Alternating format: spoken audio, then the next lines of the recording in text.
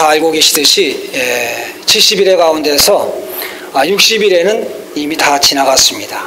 이제 우리는 마지막 한일회를 기다리고 있죠. 그래서 69일회와 마지막 한일회 사이에 우리가 지금 살고 있습니다. 지금 이 사이에 이 사이를 그 비밀한 시기라고 말하죠. 지금 우리는 비밀한 시대에 살고 있습니다. 은혜 시대 또는 교회 시대라고도 말하죠. 이 시대는 많은 비밀한 것들이 있습니다. 우리 주 예수님이 정말 비밀스러운 분이시죠. 그분이 십자가에서 죽고 부활하셔서 지금 공기와 같은 생명 주는 영이 되셨습니다. 눈에 보이지 않지만 그분은 여전히 부활 안에서 살아계시죠. 또한 그분이 호흡처럼 우리 안에 들어오셨습니다. 지금 또한 우리 영 안에 연합되어 계시고 우리와 하나 되셨습니다. 바로 이것이 너무나 비밀하지 않습니까? 우리가 함께 모여서 이러한 말씀을 추구하고 있다는 것, 사실 이것도 너무나도 비밀한 것입니다. 교회는 전적으로 비밀하다고 말할 수가 있습니다. 하나님은 이 비밀한 시기 안에서 하시는 일이 있습니다. 다른 것이 아니라 바로 그분의 단체적인 표현인 교회를 건축하고 있는 것이죠. 이 교회가 완전하게 건축이 될 때 이 비밀한 시기는 끝나는 것이고 주님은 다시 오십니다. 그래서 이 땅에 그분의 왕국을 세우시죠. 그렇기 때문에 이 비밀한 시기 안에서 몇 가지가 일어나야 되는데, 첫째, 예루살렘 안에 성전이 세워져야 합니다. 그래서 이스라엘 백성들이 다시 성전에서 제물을 드리고 이제 하나님께 경배하는 그러한 그 모습이 회복이 돼야 된다는 것이죠. 또한 두 번째는 적그리스도가 출현돼야 됩니다. 적그리스도가 출현하기 위해서 로마 제국이 재건돼야 되겠죠. 로마 제국의 그 지도자 가운데서 이제 적그리스도가 나오는 것입니다. 이것은 물질적인 방면이고 눈에 보이는 방면입니다. 신문지상에서 많은 사람들의 관심은 지금 이스라엘의 그런 움직임, 그리고 유럽의 움직임, 이런 움직임을 통해서 어떻게 지금 변화되고 있는지 다들 관심하고 있죠. 그러나 그 이면에 하나님은 비밀하게 이런 교회를 또한 건축하고 있다는 것을 보아야 합니다. 이 교회가 건축이 되지 않으면 결코 주님은 오실 수가 없습니다. 우리는 비밀한 시기 안에서 이런 비밀한 것들을 알아야 합니다. 이런 비밀한 것들을 관심하지 않고 다만 눈에 보이는 물질적인 것들, 이런 것들만 관심한다면 세월은 아주 비밀스럽게도 다 날아가 버릴 것입니다.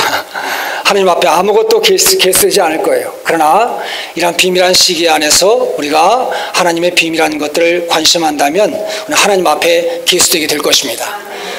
에베소서에서 그 만세와 만대로부터 오므로 감춰져 있던 그 비밀의 경륜에 대해서 말하고 있죠.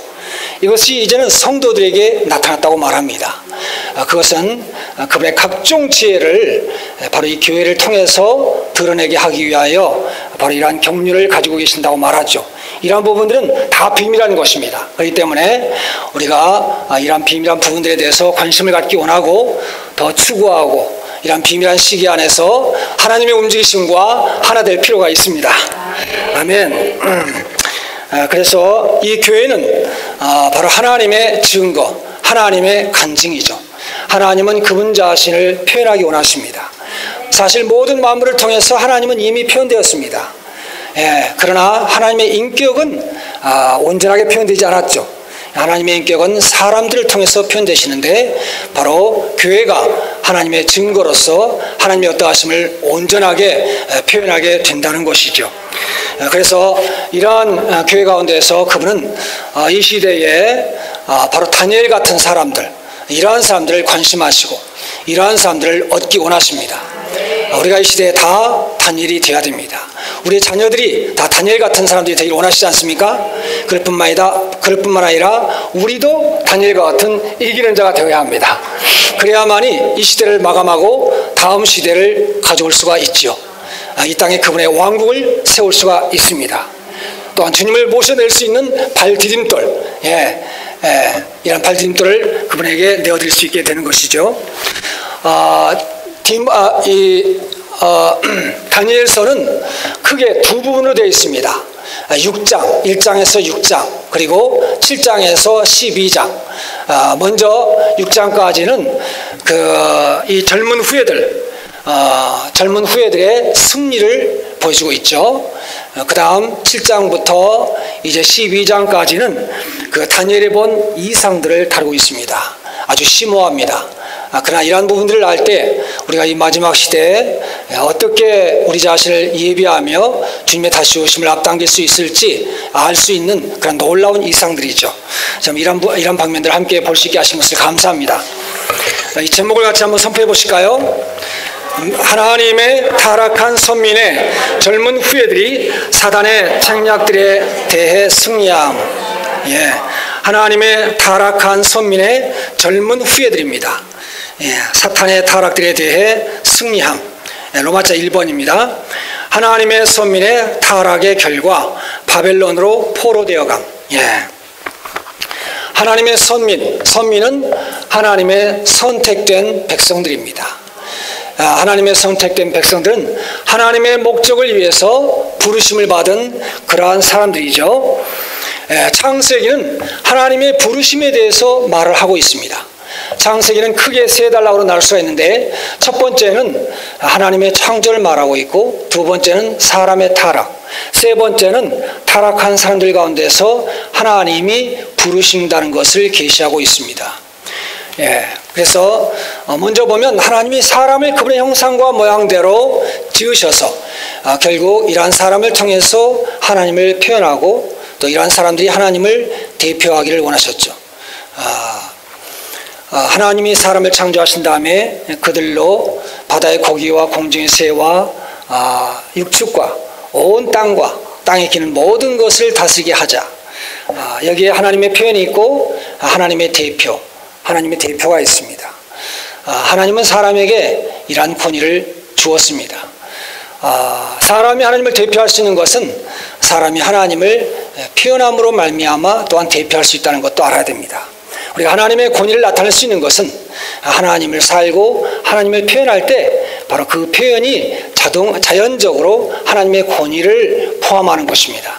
그러한 방법으로 하나님은 온 땅에서 사람들이 모든 만물을 다스리기를 원하셨습니다. 그러나 이제 사탄의 유혹을 통해서 사람이 타락을 했죠. 먼저 이제 이러한 하나님이 그 사람을 하나님의 형상과 모양대로 지었는데 그것은 하나님의 목적과 관계에 있습니다. 창세기 1장은 목적에 대한 것이고 이 목적을 이루기 위해서 어떤 절차가 필요한데 이것이 2장이죠. 사람을 에덴 동산에 두었고 이제 생명나무 앞에 두어서 그것을 따먹게 했습니다. 그리고 생명수의 강물을 마시게 하고 그런 흐름 안에서 변화됨으로 이제 하나님에게 유용한 건축 재료가 되는 걸 볼 수가 있어요. 거기에 금과 베델리엄과 호마노가 나오지 않습니까?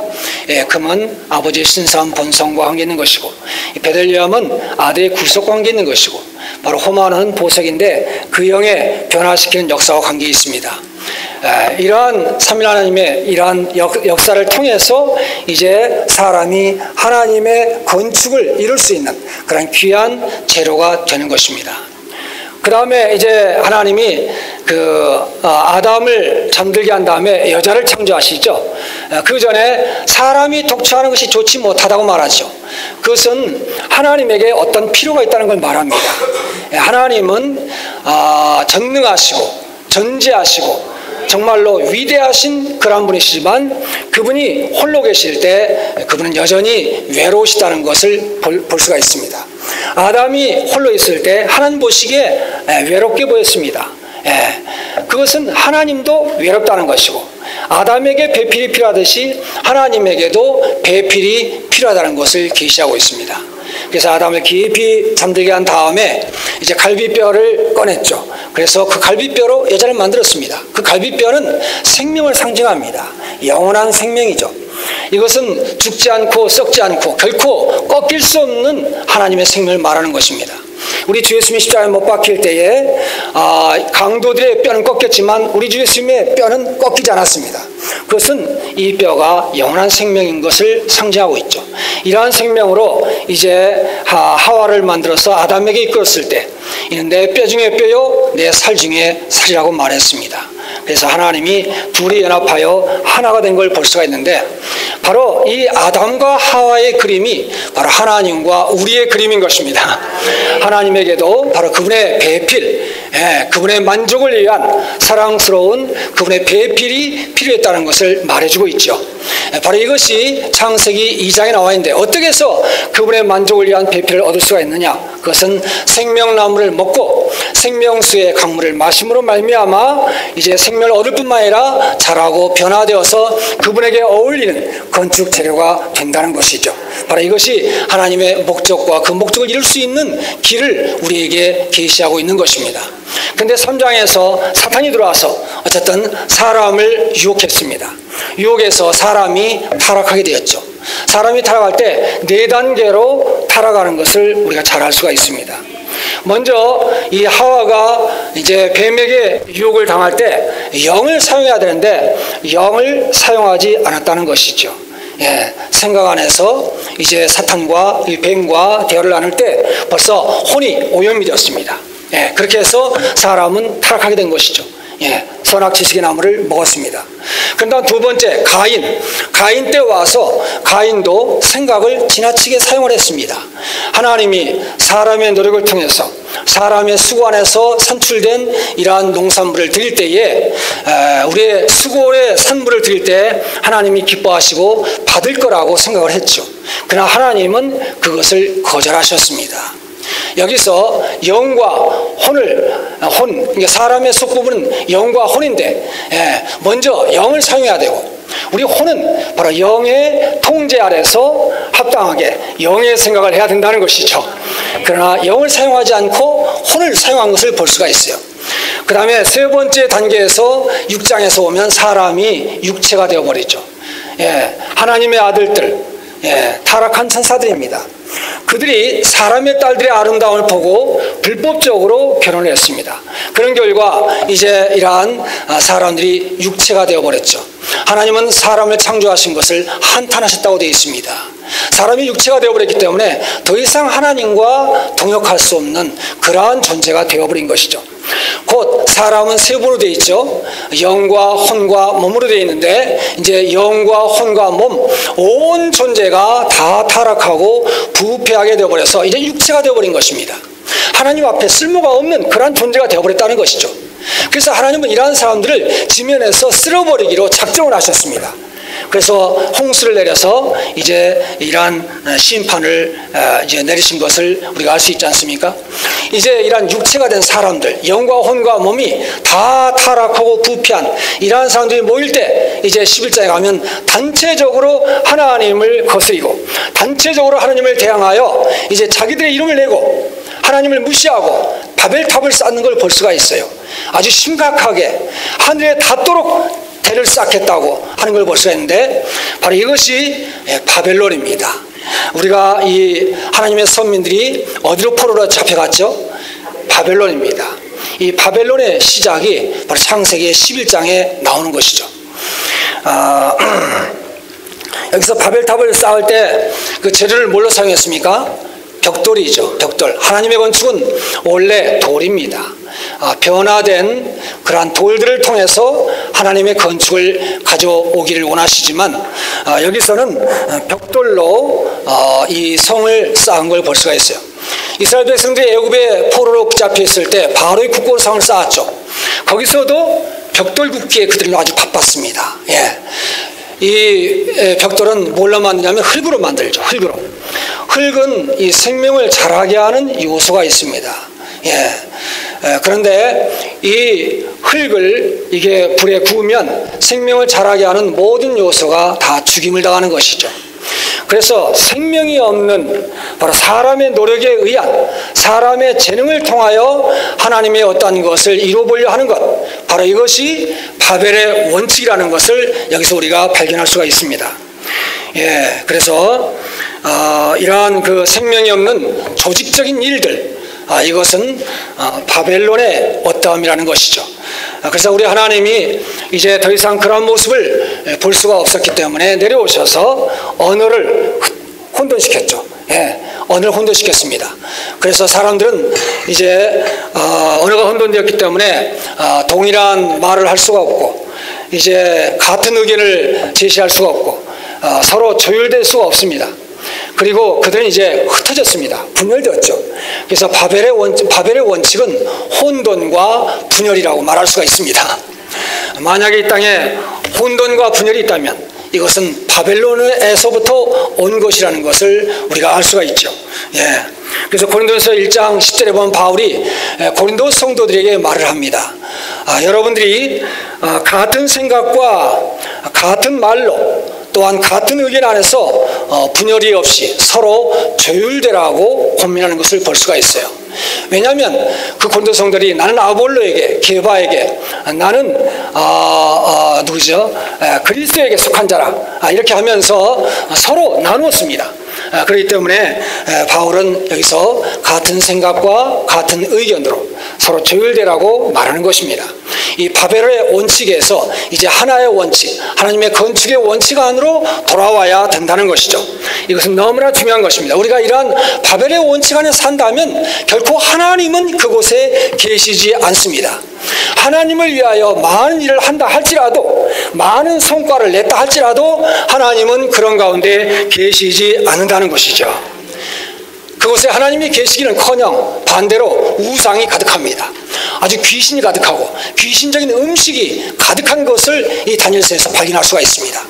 그래서 하나님은 어쨌든 이러한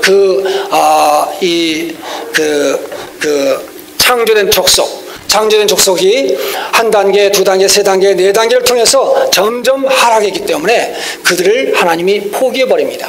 여기서 사탄이 승리하고 하나님이 완전히 실패한 것 같습니다.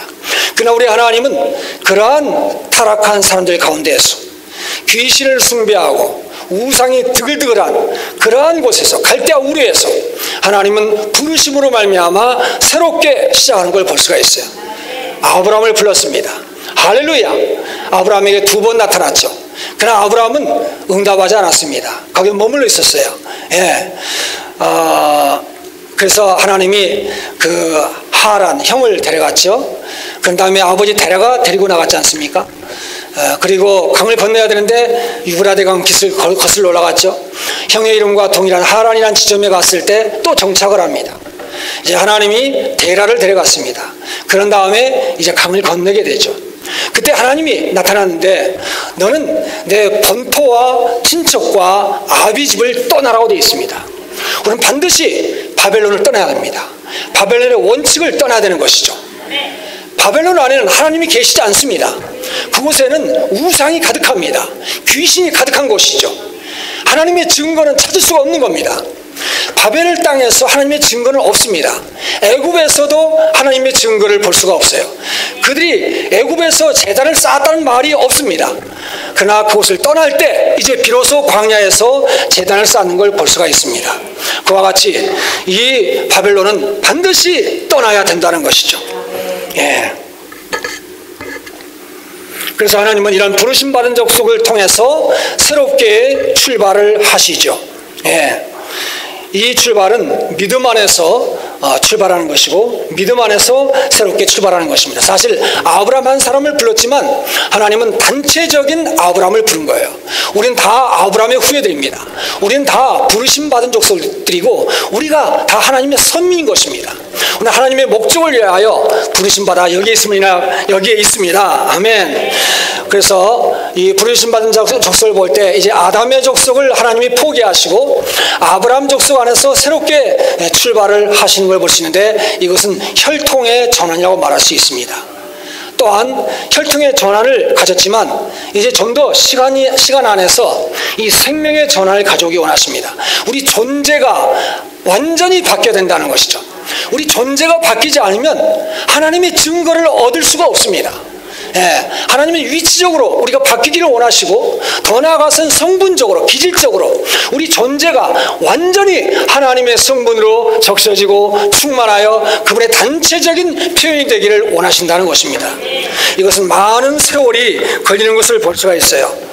우리는 옛 창조에서 새 창조 안으로 돌아왔습니다. 우리는 아담에서 그리스도 안으로 돌아왔습니다.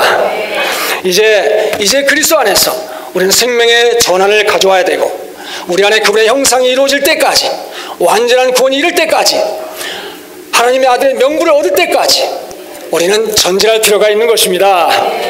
아브라함이 부르심받았지만 그는 여전히 천연적이고, 여전히 자신의 육체의 힘을 사용해서 하나님의 목적을 이루려고 했죠.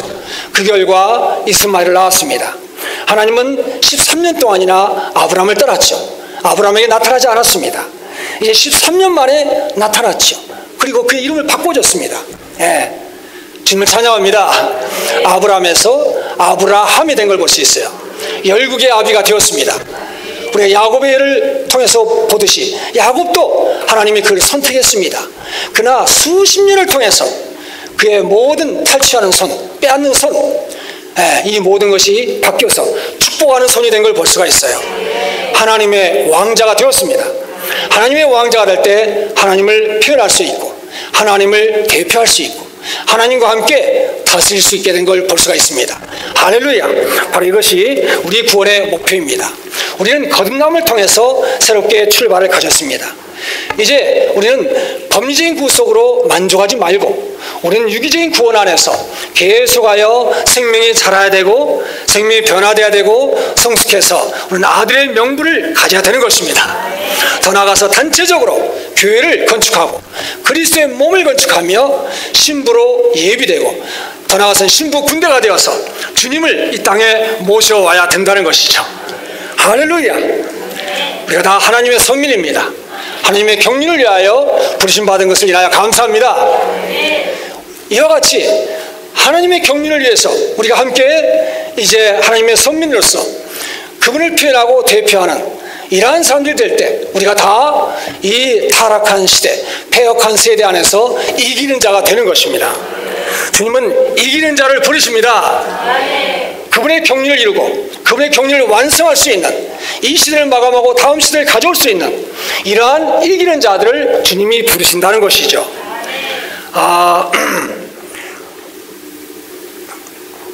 이 우주 안에 두 근원이 있습니다. 하나님과 사탄이 있죠.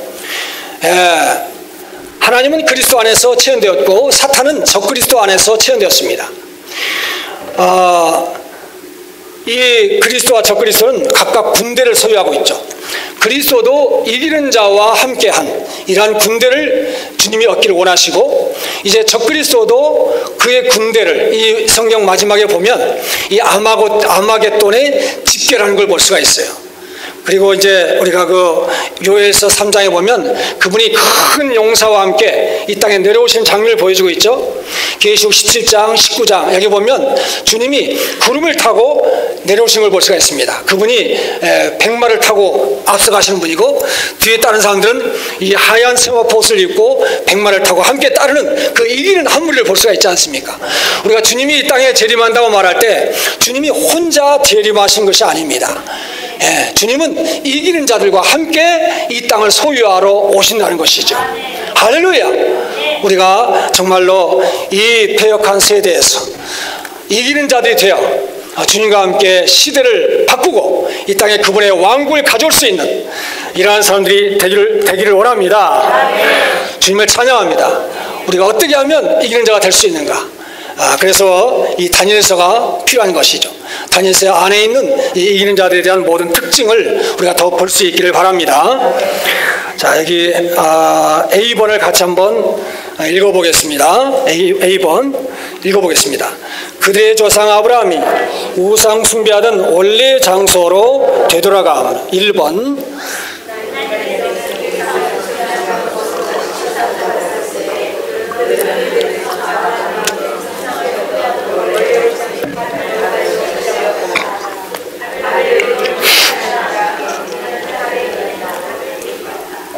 아멘. 우리는 여기서 바벨론에 대해서 볼 필요가 있습니다. 바벨론. 바벨론은 두 방면이 있습니다. 물질적인 방면과 영적인 방면이 있다고 말할 수 있죠. 종교적인 방면, 그 다음에 이런 물질적인 방면입니다. 요한계시록 18장 3절에 보면 무너졌도다 큰 성 바벨론이여, 이런 말씀이 나오죠. 그리고 모든 민족이 포도주를 마시고 땅의 왕들이 음행을 하였으며, 여기에 그 왕들이 음행을 했는데 음녀와 음행을 한 것입니다. 이 음녀가 이 바벨론입니다. 종교적인 바벨론이죠. 그리고 이 민족들이 그녀와 더불어서 포도주를 마셨다. 이 말은 이 포도주는 그 음행의 포도주를 말하는데 변절한 교회의 그 이단적인 가르침입니다. 이런 이단적인 가르침으로 인하여 모든 사람들이 혼돈에 빠졌다는 것입니다. 그 마리아 상 하나만 봐도요, 얼마나 사람들을 혼란시키는지 모릅니다.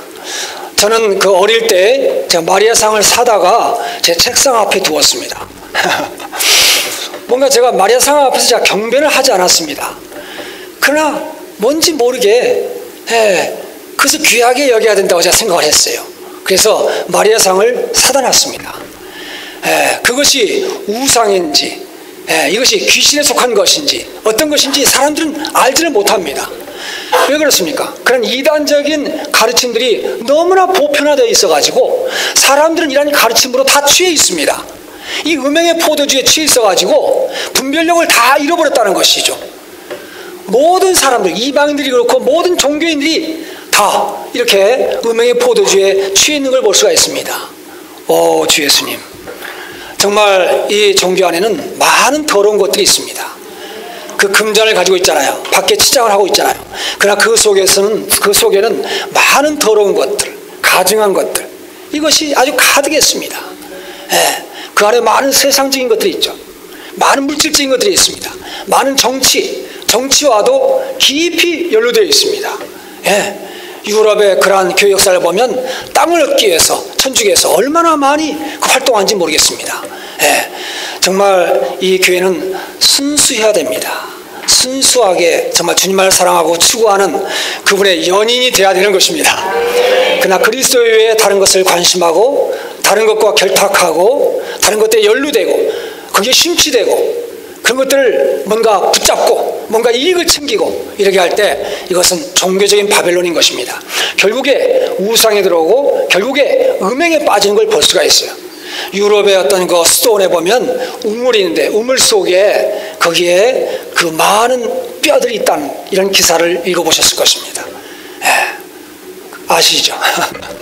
신부들과 그러한 그 수녀들 사이에서 태어난 아이들, 그뿐만 교회 역사 가운데 이런 천주교의 어떠함으로 인해서 많은 순수한 그리스도인들이 많이 죽임을 당했습니다. 우리 하나님에게 정말로 이러한 종교적인 바벨론의 어떠함에 대해서는 아주 뼈에 사무쳐 있습니다. 그래서 이 마지막 시대에 그분은 이 시대를 바꾸기 전에 제일 먼저 멸망하는 것이 이 종교적인 바벨론을 먼저 불태우는 걸 볼 수 있어요. 그분이 직접 불태우는 것이 아니라 적그리스도에 의해서 완전히 삼킨바 당하게 하는 걸 볼 수가 있습니다. 주님을 찬양합니다. 그 다음에 물질적인 바벨론이 있는데 거기 보면 18장 3절에 후반부에 땅의 상인들이 부자가 되었기 때문이다. 땅의 상인들이 부자가 되었기 때문이다. 거기에 그 바벨론에 많은 그 상품들이 있지 않습니까? 거기에 많은 향품, 그저 많은 가구들, 많은 장신구들, 많은 것들이 있습니다. 우리가 쓰고 있는 모든 것들이 거기에 다 직결되어 있는 걸 볼 수가 있어요. 심지어는 사람의 혼까지.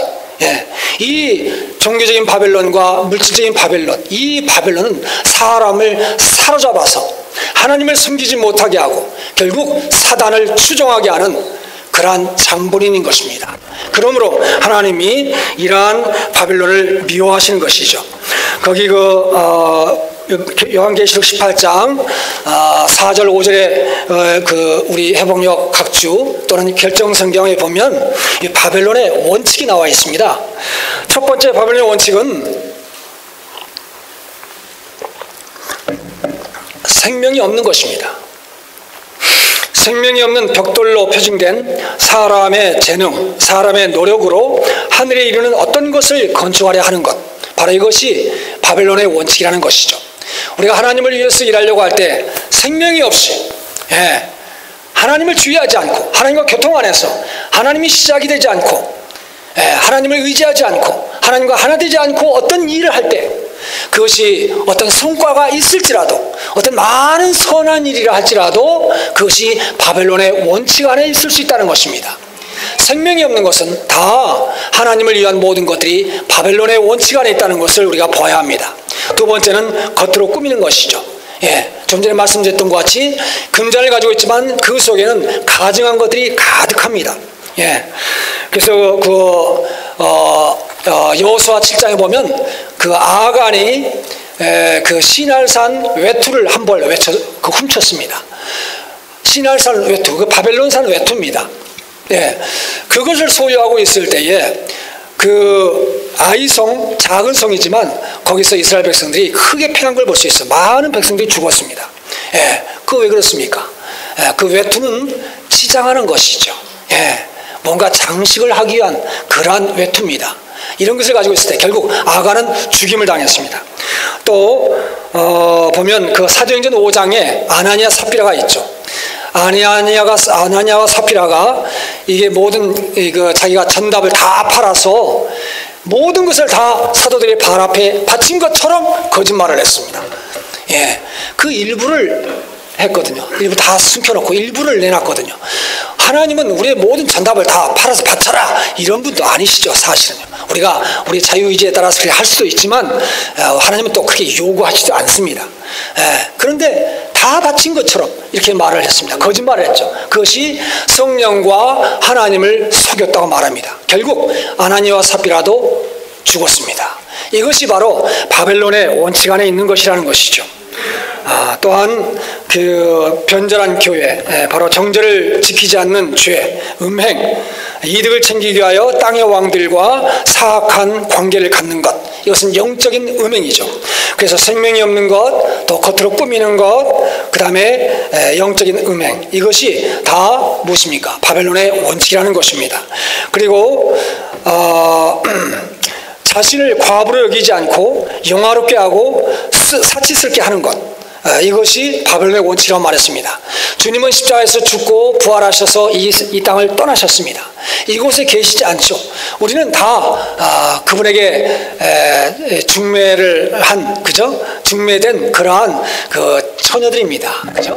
그럴 뿐만 아니라 그분의 아내들이죠. 우리가 이제 우리 주님은 이 땅에 계시지 않습니다. 우리는 마치 과부처럼 주님을 기다리는 이러한 삶을 살아야 되는 것이죠. 그러나 우리가 자신을 영화롭게 하고 사치스럽게 하고 뭔가 꾸미고 이렇게 할 때 이것도 바벨론의 원칙 안에 있는 것이라는 거죠. 최근에 저희 그 교회에 두 자매님이 아버지를 잃었고 어머니를 잃었습니다. 어제 아버지를 잃은 자매님께서 울면서 간증을 했는데 아버님이 그렇게 보고 싶다는 거예요. 아버지의 사랑을 많이 받았습니다. 그래서 꿈에라도 좀 아버지가 나타났으면 좋겠는데 나타나시지 않고, 또 아버지를 위해서 뭔가를 좀 만들어서라도 좀 보고 싶다 이런 말을 하더라고요. 그래서 아이고 미안합니다. 좀 있으면 아버지에 대한 생각이 다 잊어질 텐데 어쨌든 나는 아버지의 사랑을 너무나 많이 받았기 때문에 제가 잊을 수가 없습니다. 아버지를 아주 그리워하는 것입니다. 또 한 자매님은 어머니를 잃었습니다. 교통사고로 갑자기 잃었죠. 근데 어머니가 아주 본이 되었습니다. 저희들에게도. 그래서 어머니가 너무나 그립다면서 울었습니다. 어머니께서 아브라함 품 안에 편하게 안식하고 있는 것에 대해서는 조금도 의심이 없습니다. 너무나 감사가 있습니다. 어머니의 이 땅에서 삶, 본이 된 삶, 정말로 이기는 그런 삶을 사는 그러한 놀라운 간증들이 많이 나왔습니다. 장례식 때. 그래서 너무나 아주 우리가 공부를 많이 받았는데, 그러면서도 여전히 어머니에 대한 그리움은 어쩔 수가 없다는 것이죠. 주 예수님, 주님은 다시 오실 것입니다. 그러나 그분은 지금 우리 눈앞에 보이지 않습니다. 주님이 계시지 않으므로 정말 우리의 입맛이 별로 없고 우리의 삶에 대한 그런 즐거움이 없다는 것이죠. 우리는 정말 주님을, 우리의 신랑이신 그리스도를 기다리는 과부와 같이 과부의 심정으로서 이 세상을 임해야 된다는 것입니다. 그러나 우리가 과부됨을 잊어버리고 우리 자신을 사치스럽게 하고 뭔가 영화롭게 하고 이렇게 할 때 이것도 바벨론의 원칙 안에 있는 거라고 하였습니다. 주 예수님, 그래서 하나님은 이러한 바벨론의 원칙 안에 있는 것들을 아주 미워하십니다. 미워하시기 때문에 제일 먼저 이러한 바벨론을 불태우시는 걸 볼 수가 있어요. 종교적인 것들을 불태우시고 물질적인 바벨론을 불태우시죠. 우리는 반드시 이런 바벨론 안에서 나와야 합니다. 내 백성아, 거기서 나와. 그들의 죄에 참여하지 말라. 반드시 나와야 합니다. 특별히 우리는 정말 주님을 섬기는 사람들로서 바벨론의 원칙 안에서 나와야 되는 것입니다. 생명이 없는 것들, 겉으로 꾸미는 것들, 그리스도 외에 다른 것을 사랑하고 다른 것들과 많은 결탁하고 이런 것들, 관계를 맺는 것들, 영적인 음행, 이런 데서 나와야 된다는 것이죠. 그래서 사실 우리가 살고 있는 이 세상은 바벨론의 원칙 안에 있다고 볼 수가 있습니다. 모든 사람들의 마음을 다 사로잡아서 하나님을 섬기지 못하게 하는 것입니다. 조금 있으면 이제 2장을 보겠습니다. 2장에 보면 느부갓네살의 꿈을 꾼 커다란 신상이 있죠. 머리는 금이고 가슴과 팔은 은이고 배와 넓적다는 동입니다. 그리고 이제 두 다리는 철이고 양쪽 발은 철과 진이 섞여 있는 이런 엄청난 신상의 꿈을 꾸었습니다. 이것이 바벨론 제국부터 지금까지 있는 그 인간 제국의 총체를 말하는 것이죠.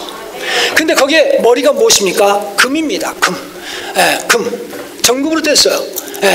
이 바벨론의 이러한 그 정치의 영향은 메데바사에 영향을 줬고, 메데바사의 영향은 헬라에 줬고, 헬라의 영향은 로마에 줬고, 지금은 다 로마의 영향 아래 있다고 말할 수가 있습니다. 그런데 로마 제국의 영향을 받고 있는 우리는 다 지금도 여전히 바벨론의 영향 아래 있다는 것을 부인할 수 없는 것입니다. 왜냐하면 제 머리는 제 몸에 영향을 주지 않습니까? 제 머리였다면 내 몸이었다면, 내 몸이었다면 내 머리였다면입니다. 그렇죠? 그러므로 머리가 바벨론이라는 것은 모든 인간 제국 안에서 바벨론은 지금도 여전히 영향을 행사하고 있다는 것이죠. 그러므로 이 바벨론이란 원칙 안에 있는 이 세상에서 우리가 하나님을 섬기는 자들로서 거룩하게 분별될 필요가 있고, 이러한 원칙 안에서 우리는 반드시 나와야 된다는 것입니다. 바벨론 원칙 안에 있으면 결코 하나님을 합당하게 섬길 수가 없습니다. 우리 이기는 자가 될 수가 없습니다. 그러므로 우리는 반드시 여기서 나와야 된다는 것입니다. 많은 사람들은 이런 바벨론에 자신을 다 팔아버렸습니다. 그렇지 않습니까? 자신의 소유를 빼앗겨버리고 자신의 혼과 자신의 자녀와 모든 것들, 장래를 다 바벨론에 다 빼앗겨버린 그런 상황임을 알 수가 있지 않습니까? 자, 로마서 2번. 아이고, 이 시간이 많이 갔네요. 2번 읽어보겠습니다. A의 1번. 바벨론으로 포로되어 가는 것은 하나님의 성전 그릇들 중 일부가 신할 평지로 운반되어 우상의 신당에 두어짐으로써 유일하신 하나님 여호와를 경배함에 있어서 하나님의 선민의 증거가 철저하게 파괴된 것이었다. 네.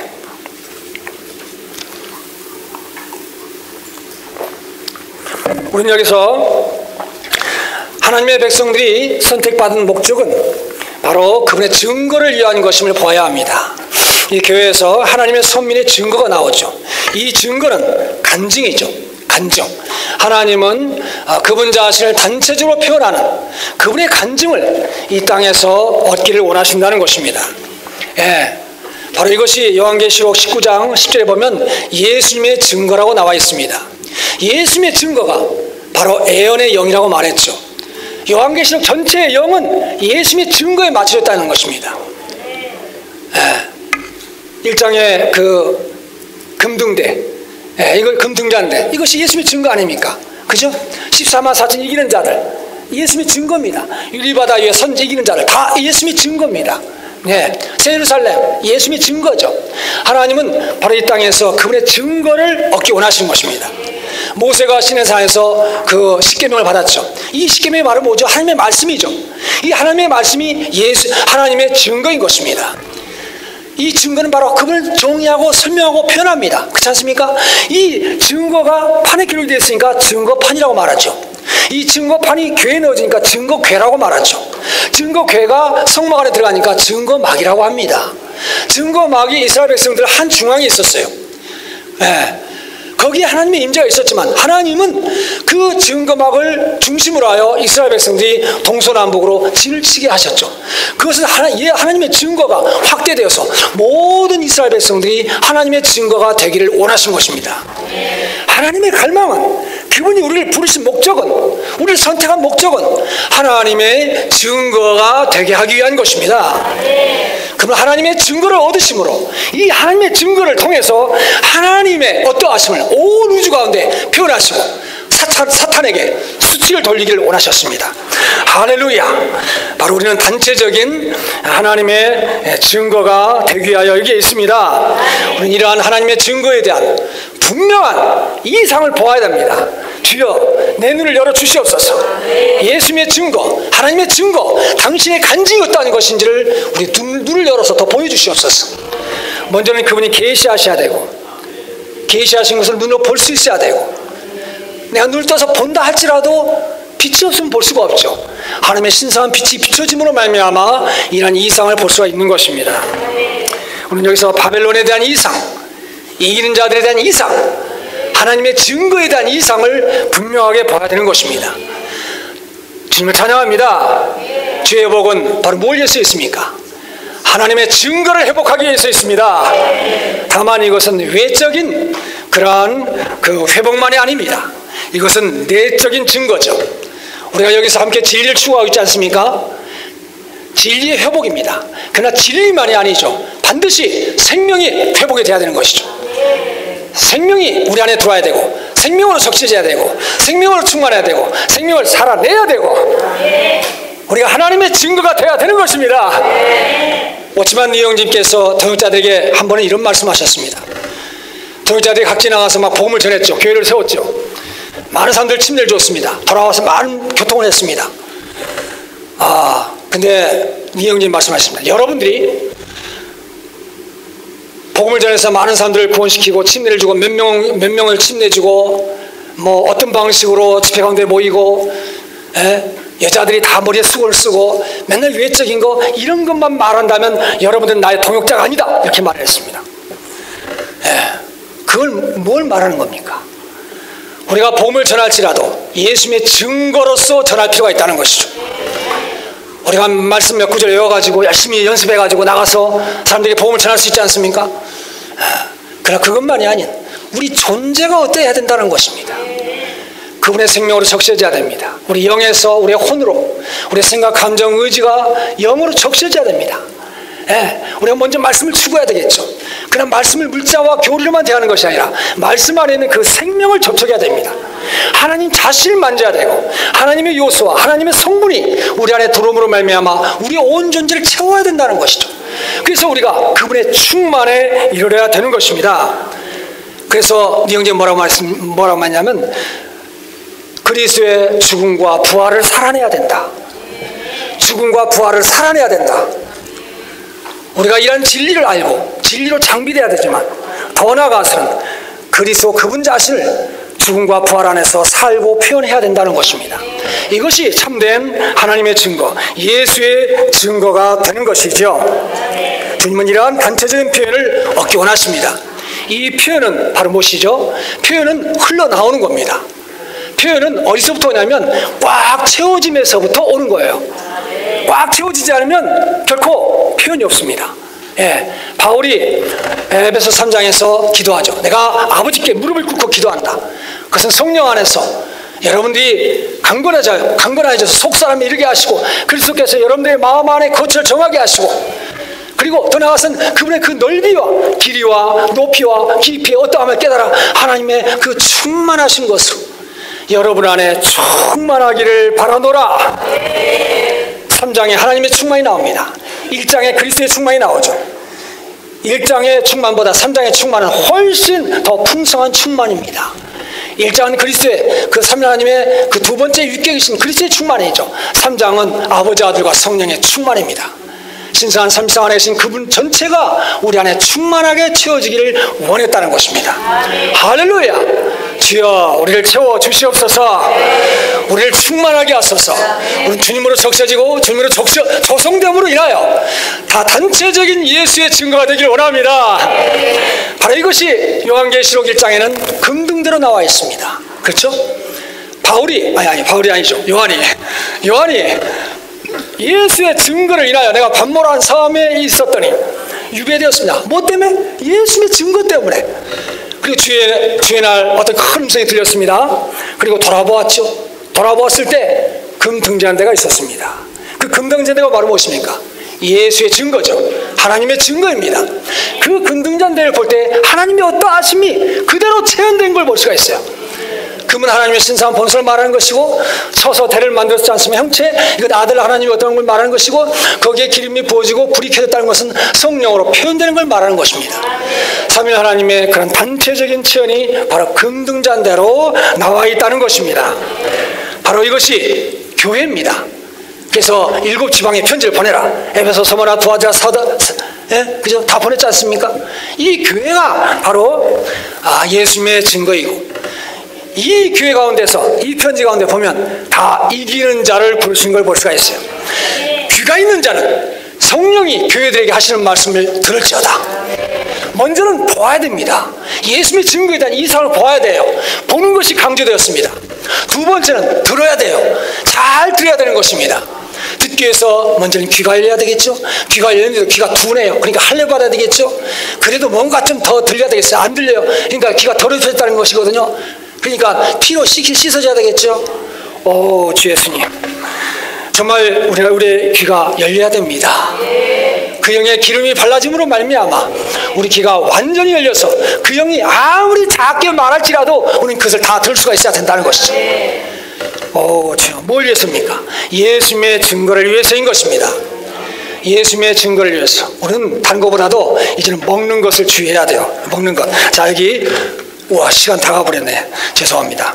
여기 B번, 바벨론에 있는 이기는 자들이죠. 이기는 자들 1번 읽어보겠습니다. 1번, 하나님의 선민은 패배당하셨고 땅 위에서의 하나님의 목적은 손상을 당했다. 그러나 하나님께서는 여전히 몇 명의 이기는 자들, 다니엘과 그의 친구들이 있었으므로 그분은 실망하지 않으셨다. 이 이기는 자들을 얻지 못하셨다면 하나님은 완전히 패배당하는 것입니다. 그러나 이기는 자들을 얻으셨기 때문에 하나님은 모든 백성들이 다 바벨론의 포로 가운데 있지만 하나님은 자랑할 것이 있었다는 거예요. 자랑할 것이 있었습니다. 자, 보십시오. 그 다음에 느부갓네살에게 마귀적인 유혹이 있죠. 어떻게 유혹했습니까? A번 읽어보겠습니다. 다니엘과 그의 세 친구들이 부정한 음식, 곧 느부갓네살의 우상들에게 바친 음식에 참여함으로써 더럽혀지도록 그들을 유혹했다. 1번, 인류에게 온 첫 번째 유혹은 먹는 것과 관계에 있다.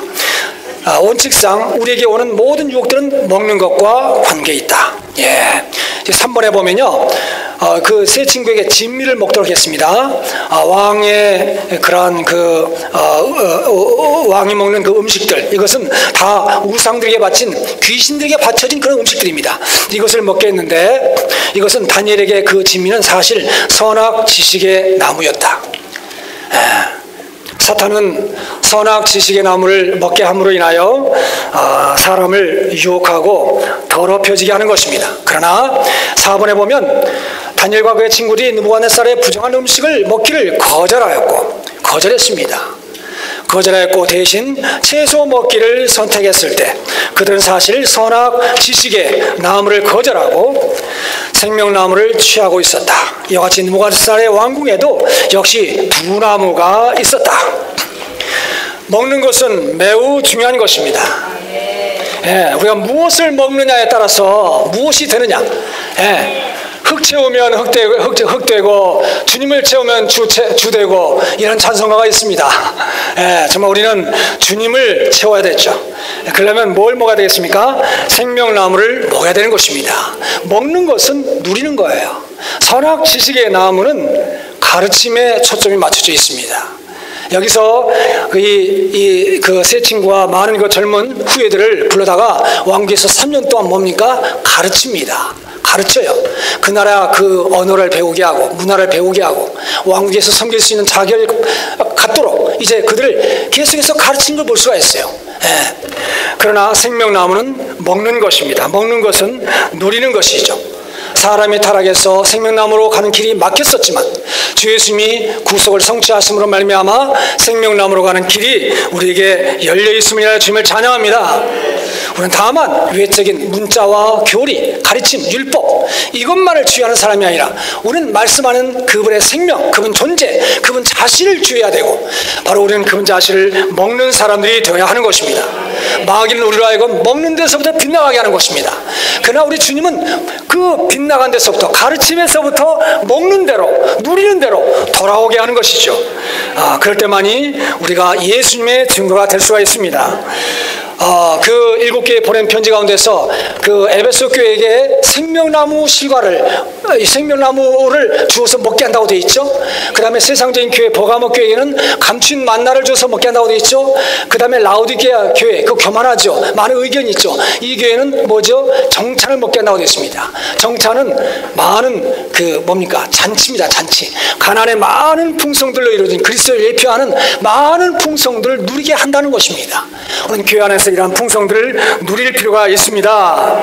주님이 그분 자신을 먹는 분을 계시하고 있습니다. 요한복음 6장에서 나는 하늘에서 내려온 생명의 떡이다. 내가 살아있는 떡이다. 나를 먹는 자는 생명이 있고 이런 말이 있습니다. 할렐루야. 사람들은 무엇을 하여야 영생을 얻으리까? 사람들은 뭔가 행위로서 하려고 노력하려고 그렇지 않습니까? 이런 것이 있지만 우리 주님은 계속해서 먹는 것으로 누림안으로 우리를 이끌고 있다는 것입니다. 우리가 시편 119편에 보면 말씀을 그 율법을 묵상한다는 말이 여러 번 나온다는 걸 알 것입니다. 그 묵상한다는 말이 그 개역성경에 보니까 개역성경에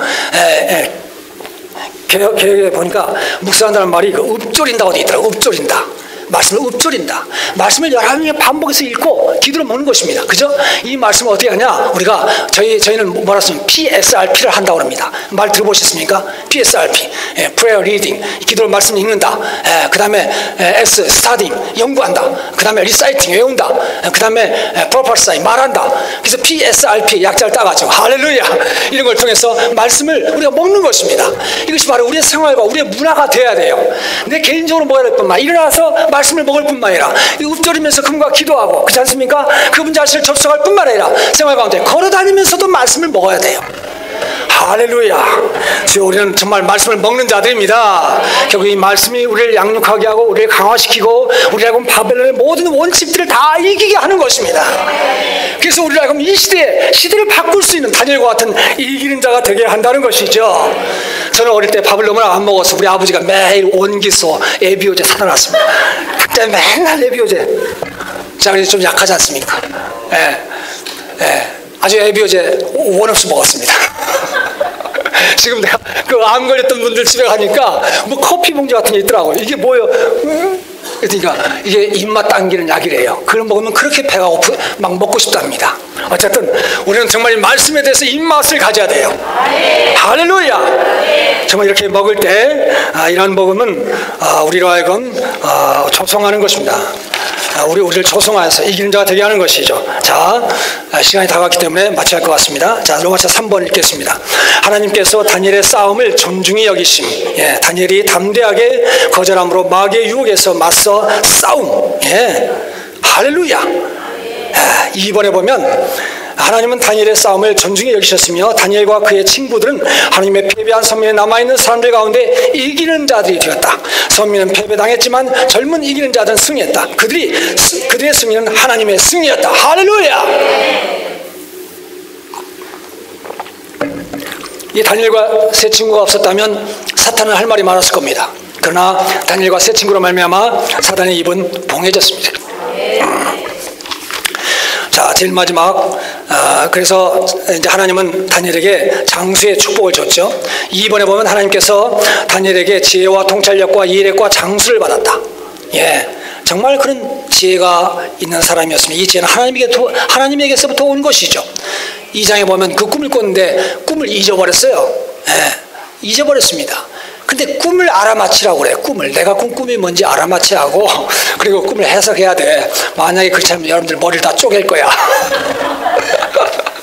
근데 우리 다니엘은 하나님으로부터 온 이러한 지혜와 통찰력이 있었기 때문에, 이해력이 있었기 때문에 그 모든 것들을 다 해석하는 걸 볼 수가 있어요. 그와 더불어서 하나님은 다니엘에게 장수를 주었습니다. 장수. 이게 느부갓네살이 있죠. 느부갓네살 손자 벨사살이 다스리지 않습니까? 그 다음에 다리오가 다스리잖아요. 그 뭡니까? 이 언제까지 살았냐면 메데바사 제국이 이를 때까지 이 다니엘이 살았어요. 오, 주 예수님, 제일 마지막에 오늘날도 사탄에 대해 하나님의 자랑이 될 이기는 자들의 무리가 있어야 한다. 예, 이러한 이기는 자들을 통해서 결국 하나님은 그 많은 백성들, 그들이 타락 가운데 있었지만 그들도 회복할 수가 있는 것입니다. 에스라서에 보면 그들이 70년이 차서 이제 예루살렘으로 돌아오는 장면을 보여주고 있죠. 거기에 업, 5가지 업이 나와요. 예, 5가지 업. 영어로 stir up, rise up, go up, bring up, build up. 그래서 먼저는 영이 감동된 자다. 영이 감동받아야 된다. 바산고레스가 영이 감동됐어요. 감동돼서 공포했습니다. 다 돌아가라. 돌아가서 성전을 다시 복원하라. 그리고 뭡니까? 이제 영이 그 말 듣고 감동받은 자들이 일어났어요. 감동받지 않은 사람들은 일어나지 않았어요. 우리 영이 너무나 중요한 걸 볼 수 있어야 그 다음에 두 번째는 일어나야 된다. rise up. 일어나야 돼요. 앉아있지 말고 일어나야 돼요. 세 번째, 올라가야 돼요. go up. 가야 되는 것입니다. 예루살렘으로. 지금의 예루살렘은 어디죠? 우리 영입니다.